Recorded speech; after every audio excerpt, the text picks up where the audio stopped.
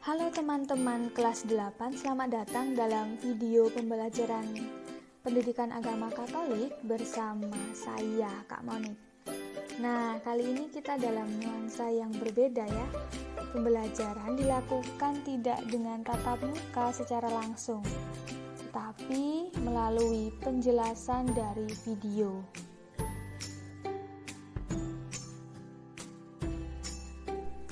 Dalam pembelajaran dari kakak kali ini akan melanjutkan pada bab 6.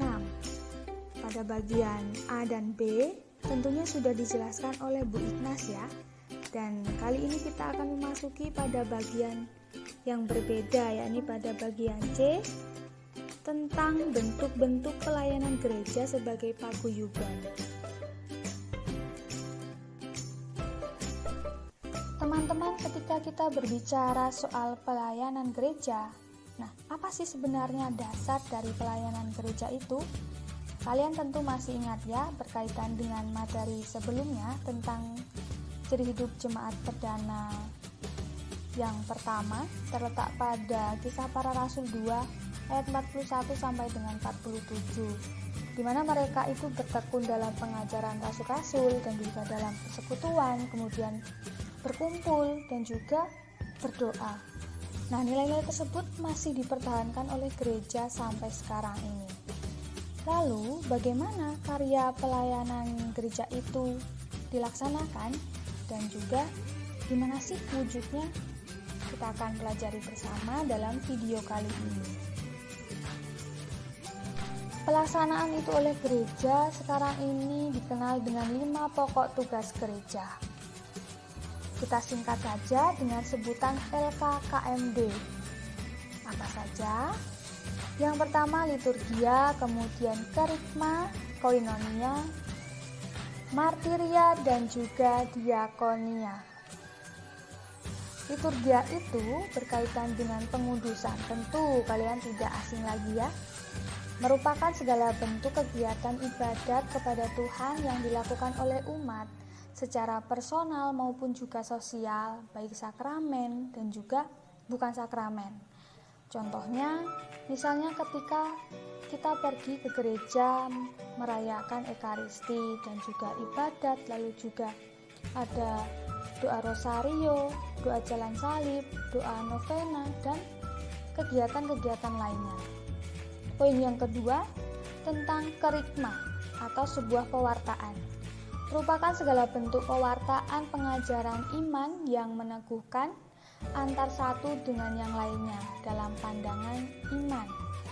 Contohnya, pelajaran agama, kemudian pelajaran calon baptis, pelajaran komuni pertama, lalu katekese umat, biasanya dilakukan oleh ketua lingkungan atau ketua kring atau romo paroki. Lalu juga ada khotbah-khotbah dalam ibadat sabda, termasuk juga pelajaran kita hari ini, termasuk di dalam kerikma atau pewartaan, karena menyangkut hal pandangan iman. Poin yang ketiga ialah koinonia atau persekutuan. Segala bentuk usaha yang semakin mewujudkan dan mengukuhkan persaudaraan murid-murid Kristus yang saling membantu, berbagi, dan juga memenuhi kebutuhan bersama. Mungkin kalian ada yang pernah ikut ya ke dalam kegiatan ini. Contohnya kegiatan retret, rekoleksi, lalu Legio Maria, dan juga wanita Katolik. Dari kalian, jika ada yang ikut Legio Maria, hal ini sudah mewujudkan bentuk dari pelayanan gereja, yakni pada poin koinonia. Lalu yang keempat tentang martiria atau kesaksian hidup. Diwujudkan dengan cara hidup yang benar atau disebut dengan martir putih dan juga martir merah atau kematian. Hal ini kita bisa lihat dalam tempo dulu, mereka para martir yang memperjuangkan agama Kristen Katolik sampai rela mati. Misalnya saja Santo Tarsisius, lalu juga Santo Stefanus, dan lain sebagainya lagi. Kalau sekarang ini kita juga sebagai pengikut Kristus bisa melakukan hal ini dengan cara martir putih atau melakukan hidup dengan cara yang benar. Misalnya ulangan tidak menyontek, lalu juga menghormati orang tua, berbicara dengan sopan, santun, dan lain-lain sebagainya.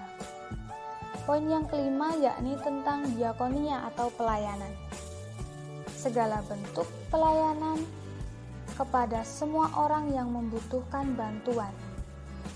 Contohnya di paroki ada panti SLB, lalu juga ada kegiatan penggalangan dana. Nah, kalian bisa ikut ambil bagian dalam poin yang kelima ini juga, diakonia. Harapannya, melalui bentuk-bentuk itu, kita sebagai kaum muda, remaja, dapat berkembang dalam hal iman. Kalian yang memiliki semangat masih muda, lalu juga masih kuat, lalu juga berpikirnya masih jernih, masih bagus, kita dapat menjadi murid-murid Kristus secara milenial, secara keadaan yang sekarang ini untuk memiliki iman yang kokoh melalui kegiatan-kegiatan pelayanan serta melatih kemampuan diri untuk berkecimpung dalam hal menggereja. Misalnya saja kita memanfaatkan apa yang ada sekarang ini.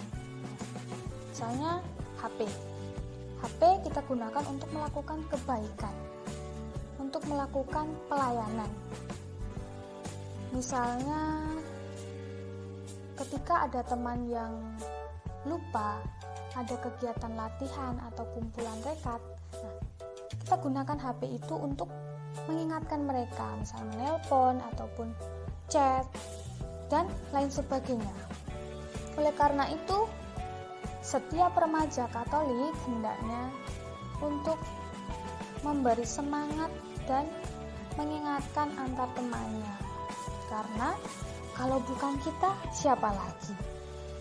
Gereja memerlukan kita sebagai generasi untuk mengembangkan gereja agar tetap hidup dan berkembang.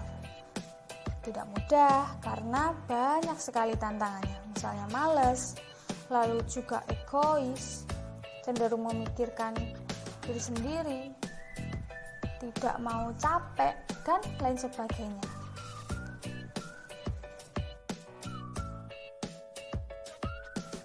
Setelah kita belajar tentang 5 pokok tugas gereja itu, kita juga belajar pada surat Rasul Paulus kepada jemaat di Efesus bab 4 ayat 11 sampai dengan 16.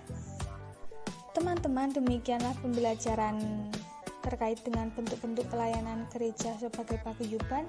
Semoga apa yang kakak sampaikan ini dapat berguna bagi kalian dan juga bagi kita bersama untuk dapat mengembangkan kemampuan kita untuk mewujudkan bentuk-bentuk pelayanan gereja sebagai paguyuban itu. Tugas hari ini yakni kalian membuat refleksi dari Efesus bab 4 ayat 11 sampai dengan 16. Refleksinya ditulis di buku tulis 1 sampai 2 lembar dan kalian merefleksikan atau merenungkan apa yang dapat kalian pelajari dari ayat itu. Kalian jabarkan di situ, kalian ceritakan 1 sampai 2 lembar saja. Sekian dan terima kasih.